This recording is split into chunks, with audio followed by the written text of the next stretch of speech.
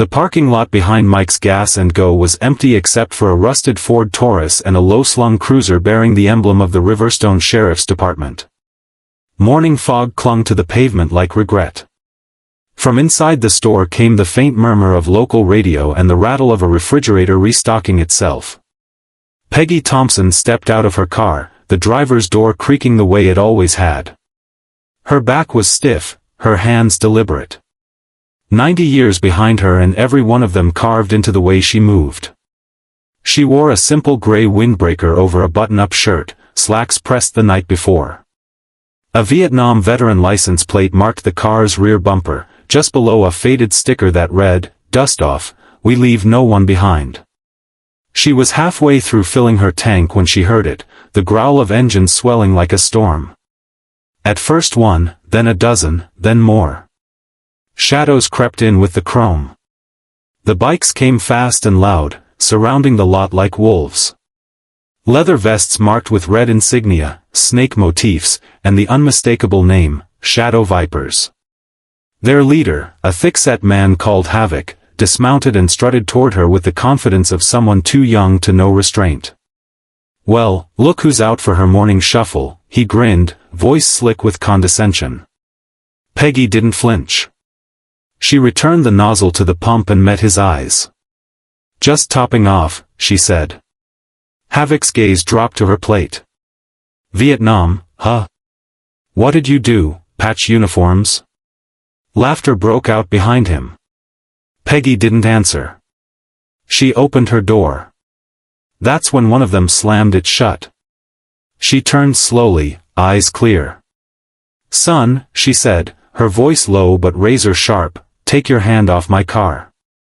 "Or what?" Havoc sneered. Peggy reached into her purse. Not for a weapon. For a phone. And dialed a number she hadn't touched in decades. One ring. Then a voice. "Iron Jack," it said. Peggy replied, calm as dawn, "Jack, it's Peggy. I need a favor. Before the Shadow Vipers. Before Riverstone. There was another kind of storm. Vietnam, 1967. Peggy Thompson flew a UH-1 Huey into fire. Her call sign was Echo 6. One of the first female combat pilots in the war, and by then, already one of the most respected. Not by reputation, there was none to speak of, but by the grunts who watched her come through the smoke, again and again, with rotors shrieking and skids skimming dirt. She was 32. Alabama-born. Daughter of a coal worker and a schoolteacher. She had joined the army to escape silence, to do something more than wait for letters.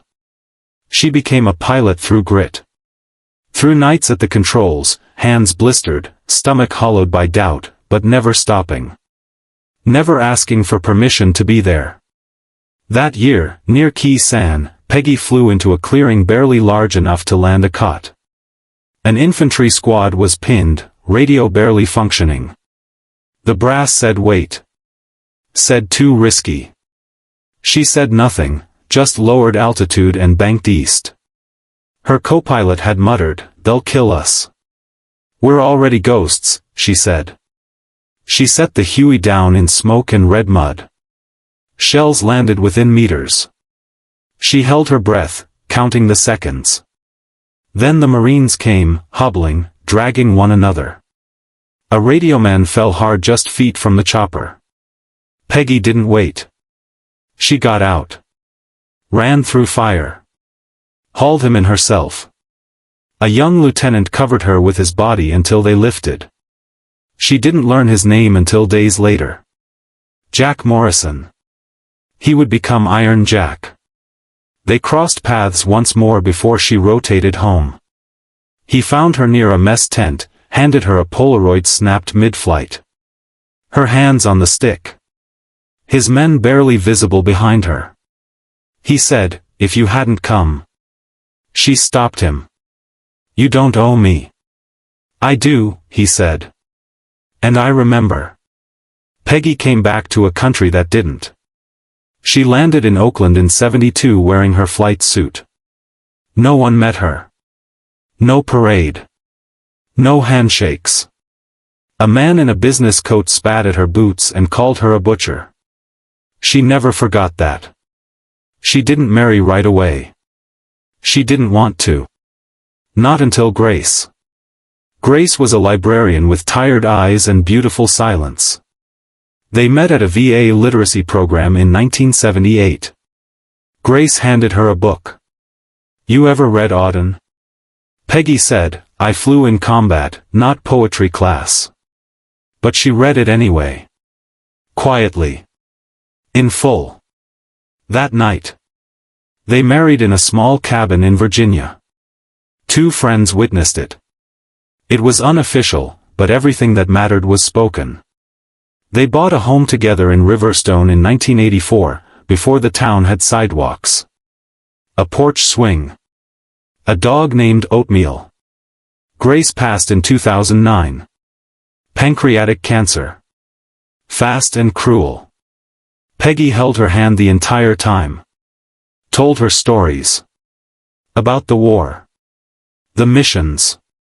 The boys she pulled from fire. Grace, barely awake, had whispered, you carried them all. Peggy kissed her forehead. Not all. But enough. After Grace, the days were cold and quiet.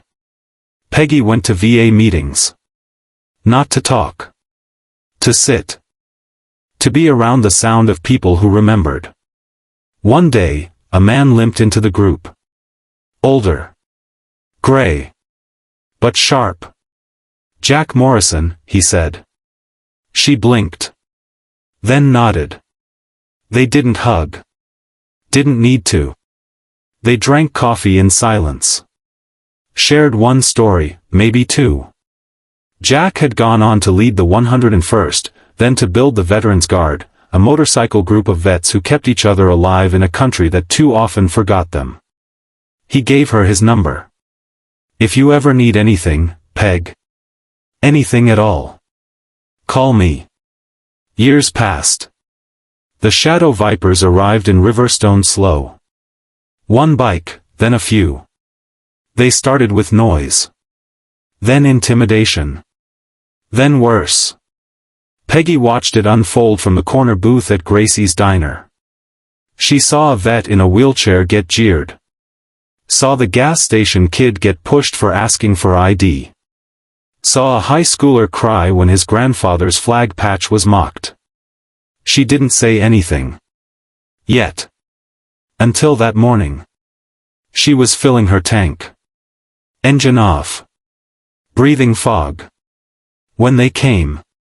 The Vipers roared in like they owned the ground.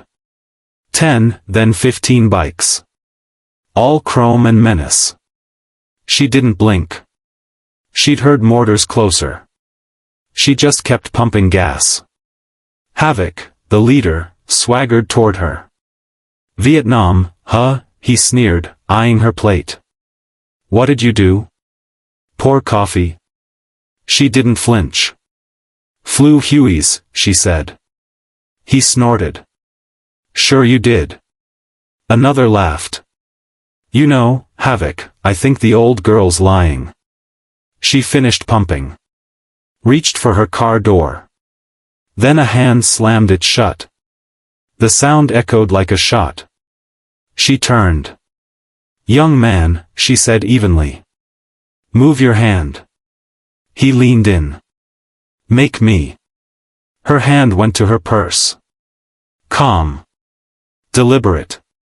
They thought she was calling police. She wasn't. Her finger hovered over the number Jack had given her. 1 ring. Then, Morrison. It's Peggy. Silence. Then, where are you? She gave him the name. Mike's Gas and Go.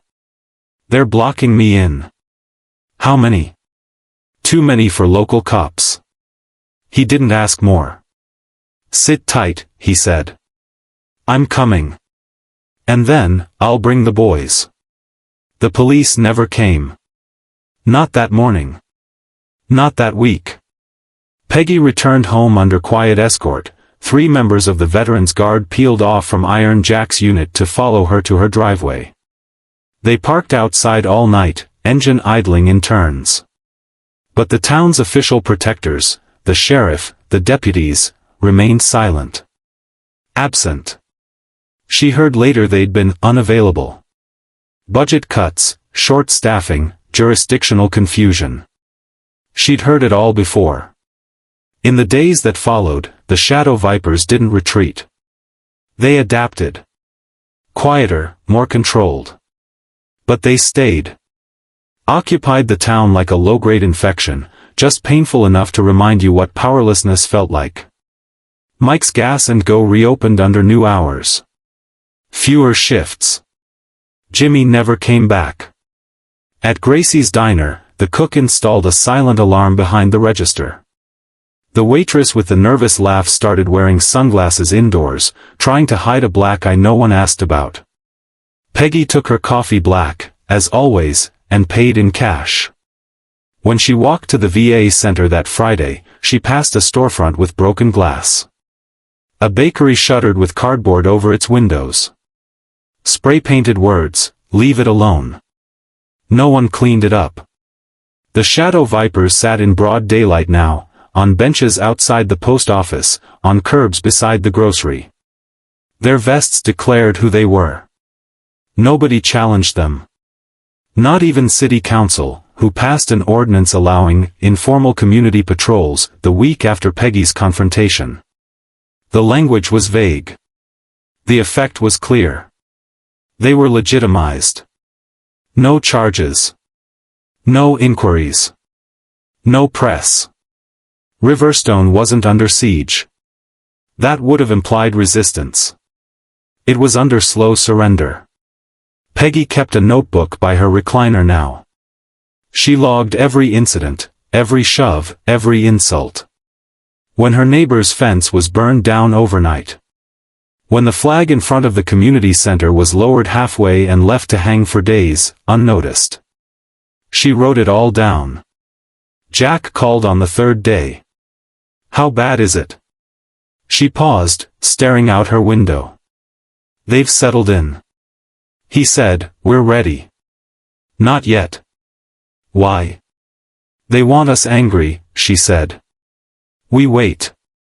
We prepare." But the injustice was growing heavier. On Monday, she received a letter taped to her door. Unmarked envelope. Inside, a typed note. "You don't belong here anymore." No signature. No address. Just those words. Peggy took it inside, folded it once, and added it to her file. The next morning, a small group of Vipers stood outside the town library. Blocking the ramp. A veteran in a power chair rolled up, asked to pass. They didn't move. Peggy saw it from across the street. The man turned around, his eyes low, shame burning his face. She crossed the street slowly. Her cane tapped the sidewalk. Her jacket flapped in the wind. "Holding a ramp closed makes you feel big?" she asked. The one in front, shaved head, snake tattoo on his neck, grinned. "We're just resting." "Then rest elsewhere." "You don't give orders." She stepped up. "I do when the law won't." He snorted. "Law don't live here anymore." She took another step. "Then maybe it's time it came back." He moved toward her, fast. Inches from her face. His voice low and venomous. "You touch me again, I'll break your hand." Peggy didn't blink. "I've had my bones broken for men worth remembering. You wouldn't make the list." He laughed. Backed off. For now. Inside the library, the man in the wheelchair waited. "You didn't have to." "I did," she said. "Because no one else did." Later that night, Jack called again. "This time it's different," he said. "What changed?" "One of ours, Freddie Carter. Army. Afghanistan. They put him in the hospital. Said it was a bar fight." We got photos. She closed her eyes. Cops say it's being investigated. Nothing will happen, she said. He paused. Then it's time. Not yet. Peggy. I said not yet. She looked down at her file. 26 entries now. 26 pieces of a pattern everyone else pretended not to see. The next morning, her trash bins were knocked over. The American flag at her porch was slashed. Not torn, slashed. Someone wanted her to know it was intentional. She picked it up. Washed it. Sewed the edge herself. Hung it again. That afternoon, she received a letter from the town council, citing her for unlicensed security activity due to coordination with known motorcycle entities. She laughed once, dryly. Jack visited that night. Not in uniform. Not in guard colors. Just Jack. Tired eyes. Stiff leg. Quiet voice. I want to pull them out, he said. Before someone gets killed. You think retreating teaches them anything? No, he said. But maybe we can relocate you. Just you. Just for a while. Peggy looked around her small living room. The photographs. The worn recliner. The flag folded in its triangle case on the mantel. This is my house, she said. And I already gave one lifetime to fighting men who thought fear was the same as power. Jack nodded. Then we stay. She handed him the file. He opened it, read the first few pages. Eyes tightening with every line. They're building control, she said. Not just turf. Narrative. They make the town afraid, then normalize the fear. And the council? Bought. Or bullied. Jack stood, slower now. I'll mobilize, he said. Quietly. No press. No noise. Just presence. No revenge, she warned. No, he agreed. Just return. Before he left, he turned to her. Do you believe they know who you are? Peggy stared at the window, into the night. They think I'm just an old woman who used to fly. Jack smiled, sadly. They're going to learn. It was Wednesday morning when the courtroom filled, early, quiet, the kind of quiet that settles when people expect something uncomfortable but don't say it out loud. The town clerk's calendar called it a zoning dispute, but everyone knew the real reason. Item 14 on the docket, Peggy Thompson vs. Riverstone Municipal Council. The charge was civil noncompliance, operating an unlicensed security force in violation of Town Code Section 6B. Peggy sat alone at the defendant's table. No lawyer. No stack of papers. Just her notebook. She wore a pressed gray jacket with a simple ribbon pinned to the lapel, distinguished flying cross, polished until it caught the morning sun that filtered through the courthouse's grimy windows. The gallery buzzed with hushed murmurs. Local shopkeepers. A few journalists. Members of the Shadow Vipers sat in the back row, arms crossed, sunglasses on indoors. Havoc was there too, his leather vest freshly oiled, fingers tapping slow and rhythmic on the railing in front of him. The town council filed in last. 5 members. 4 men, 1 woman. All in matching expressions of disinterest. The judge entered, a man named Denton, local appointee, whose family had held positions in Riverstone for 4 generations. His robe was crisp. His tone dry. Let's proceed. Peggy stood when her name was called. Her voice was even. I plead not guilty. The prosecutor, a young man named Clark, began reciting the case. She was accused of coordinating armed individuals. Of allowing motorcycles with paramilitary insignia to patrol public streets. Of creating an atmosphere of intimidation unbecoming of civil governance. And yet, Peggy interrupted softly, I've been followed. Threatened. Had my property vandalized. The judge raised an eyebrow. Ms. Thompson, we'll have time. They've broken into my yard. Sent anonymous threats. Cut the flag from my porch. What's the enforcement response? Clark interjected. This isn't a criminal proceeding. We're here to address your actions. My actions? Peggy asked. You mean protecting a town that wouldn't protect itself? Clark frowned. You do not deny organizing a civilian force. I deny nothing, she said. I called my brothers. Laughter came then. From the back. Havoc. Low. Mocking. She means her biker boyfriends. The judge didn't admonish him. Peggy didn't flinch. I mean combat veterans, she said. Men I served with. Men I saved. And then the doors opened. 2 soldiers stepped through. Dress uniforms. Rows of ribbons. At their heels, a 3rd figure entered, the hallway lights catching the silver stars on her shoulder boards. Lieutenant General Rachel Ngoma. The courtroom hushed. She walked straight down the aisle, her boots thudding softly against the old floor. At the bar, she stopped. Turned. Faced the judge. Permission to address the court. Denton hesitated. General, this is an administrative. With respect, sir, she said, I have authorization from the Department of Defense to speak on record. Clark looked stunned.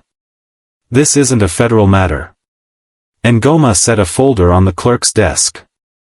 Inside, service records. Orders. A sworn statement. She turned to Peggy. And saluted. Captain Margaret Thompson, she said. United States Army. 228 documented rescue missions under hostile fire. 2 distinguished flying crosses. A Bronze Star. And a field citation for bravery under direct artillery assault. Ngoma turned to the judge. This woman is not a threat to public order. She is the reason some of us are alive to sit in this courtroom. The gallery stirred. Murmurs rising like wind. Ngoma continued.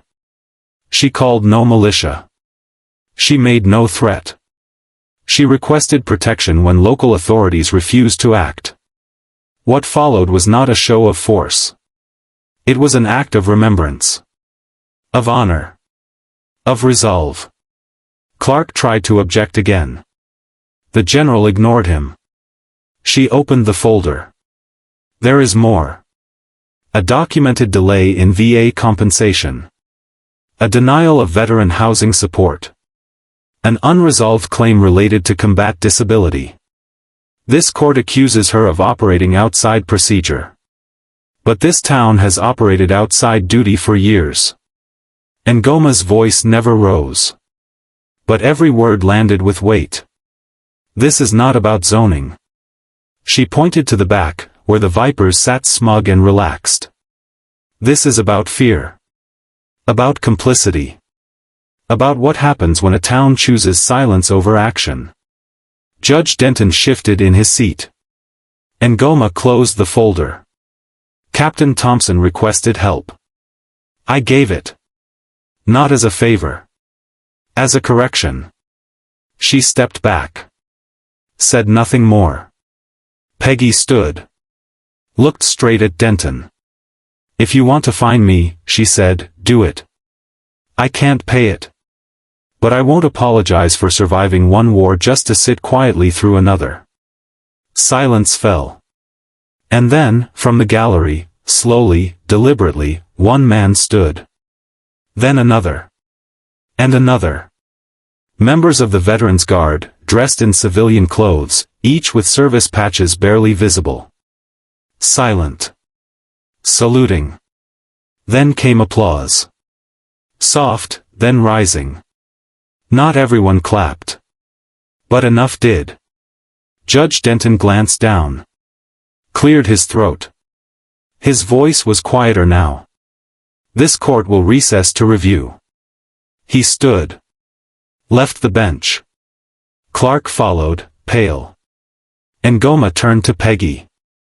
"Let me buy you lunch," she said. Peggy nodded once. But as they turned to go, she paused. Looked back. Havoc was still seated. Smirking.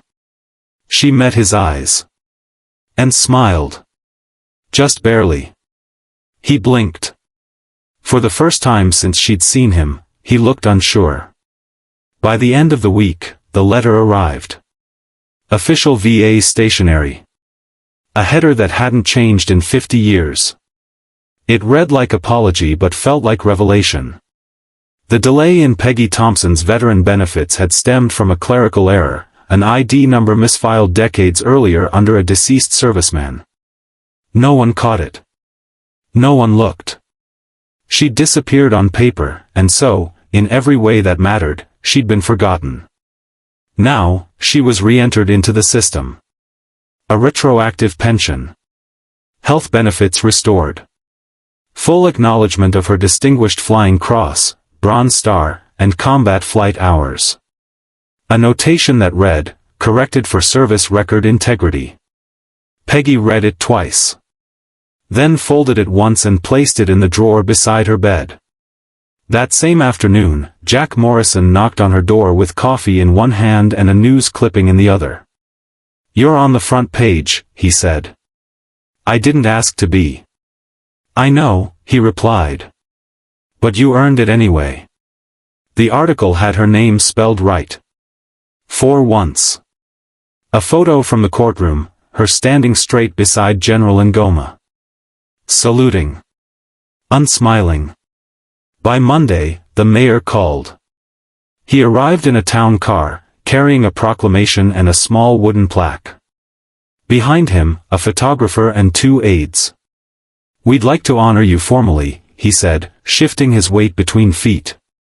"Riverstone is indebted to your service." Peggy took the plaque. Read the words. Then looked up. "Where was this last month?" The mayor hesitated. "We needed time to understand." Peggy handed it back. "Understanding begins before the cameras show up." She closed the door. Later, the town council passed a resolution. It condemned the Shadow Vipers by name. Condemned harassment of veterans. Condemned institutional oversight. It also quietly repealed the ordinance accusing her of operating an unauthorized security network. Jack showed her the revised document. She nodded. Took long enough. Then came the press. Local outlets. One national story. Decorated Vietnam pilots silenced by clerical error for 40 years. It aired for 6 minutes on a Sunday morning segment. That was enough. Calls came in. Old service members. Children of those she'd flown out. One letter read, "You carried my father when he couldn't walk." He never stopped talking about the woman in the chopper. Peggy placed that letter next to her medals. Then came the VA conference. They asked her to speak. She refused the keynote, but agreed to a panel. Ngoma introduced her. Jack sat quietly in the front row. She didn't read from paper. She didn't raise her voice. "I didn't come here for recognition," she said. "I came because I was told I didn't exist. And too many of us disappear quietly when the paperwork forgets us." Silence followed. Then applause.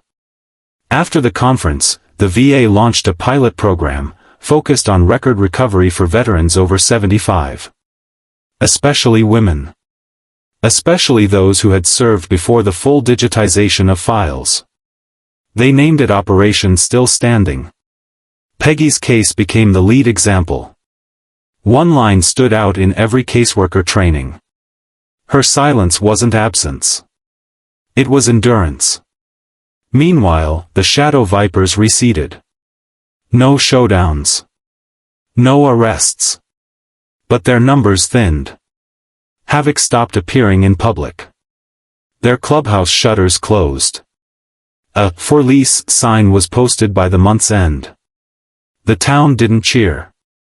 But it breathed easier. The diner reopened its evening hours. The library replaced the broken ramp railing. A new flag was raised in the town square. No ceremony.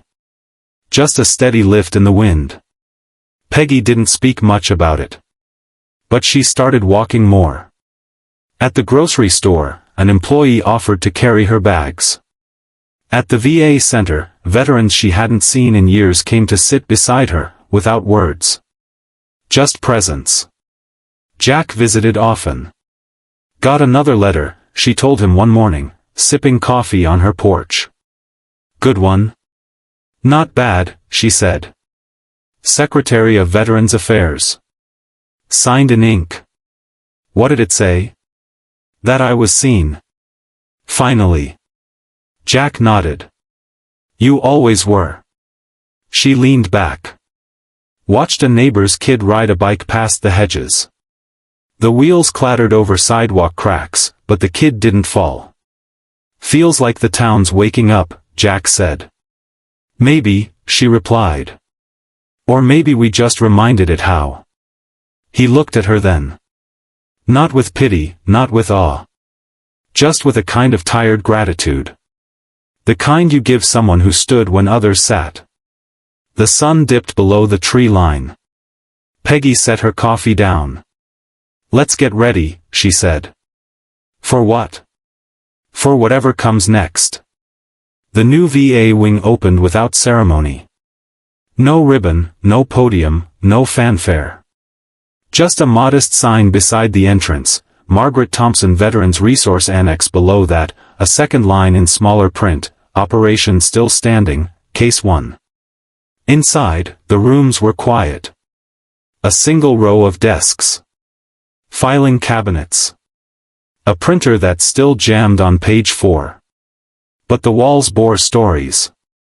Photos of forgotten veterans re-entered into the system. Before and after records, once marked, closed, now stamped, restored. Peggy stood with Jack Morrison in the lobby, watching a young caseworker guide an older woman to a chair. The woman held a folder against her chest, brittle with age. Another one, Jack said. Peggy nodded. They'd started with 6 files. Now there were 68. Reopened, revalidated, re-honored. Not statistics, people. Names and medals long denied. Lives put back into their rightful place. Riverstone had changed too. The Shadow Vipers dissolved quietly. Their clubhouse boarded up. Their decals scraped off street signs. No raids. No headlines. Just absence. What remained was different, a hardware store that stayed open past 6, a library no longer afraid to extend hours, kids who walked home without looking over their shoulders. At the diner, a new photo hung by the register. Peggy in flight gear. Behind her, a blurred Huey. The caption read, "We remember because she did." One afternoon, a teenage girl approached her at the checkout. "You're Captain Thompson, right?" Peggy adjusted her bag. "Was." The girl hesitated. "My grandpa said you flew him out in '71. He said he never got to say thanks." Peggy smiled, faintly. "Tell him I remember." At home, her porch had fresh paint. The flag above it flew straight. The neighbors waved now, more than out of habit. A few asked about the war. A few just said, "Glad you're still here." The mail changed too. Not bills. Not junk. Letters. From Iowa. From Texas. From Guam. My father was lost in the files. They said his case was closed until your name showed up. Now we know who helped. Each letter folded neatly and placed in a wooden box Grace once used for seed packets. Peggy never replied directly. But she kept them close. A new file appeared on her desk every week. Not hers. Someone else's. A caseworker named Lena brought them. Always with a post-it, thought you'd want to look. Peggy didn't interfere. Just read. Underlined. Noted where records had gone wrong. You still working? Jack asked once, half smiling. She shrugged. Someone's got to catch what the system missed. The VA officially offered her a position, senior legacy advisor.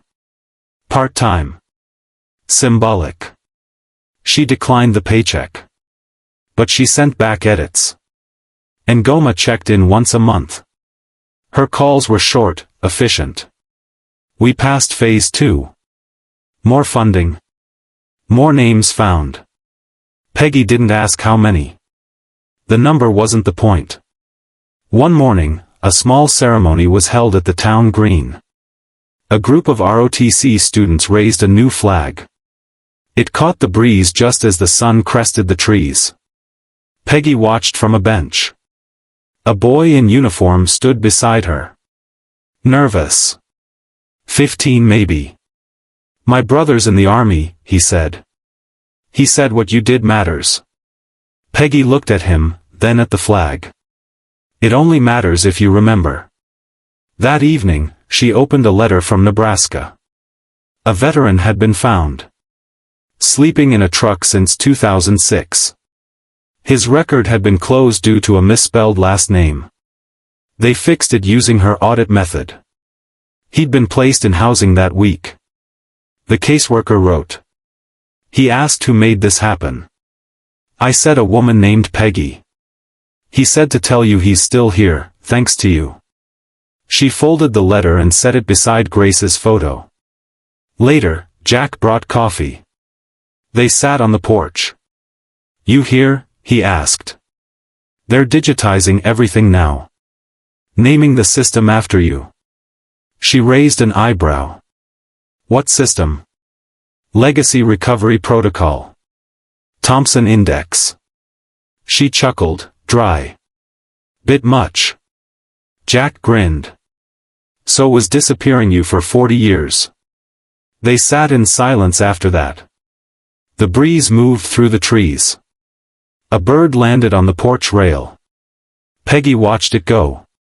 I didn't want any of this, she said. I know. I just didn't want to be erased. Jack looked at her. You weren't. Not really. She said nothing. Just nodded once. Then whispered, almost to herself, now someone else won't be either. Still standing.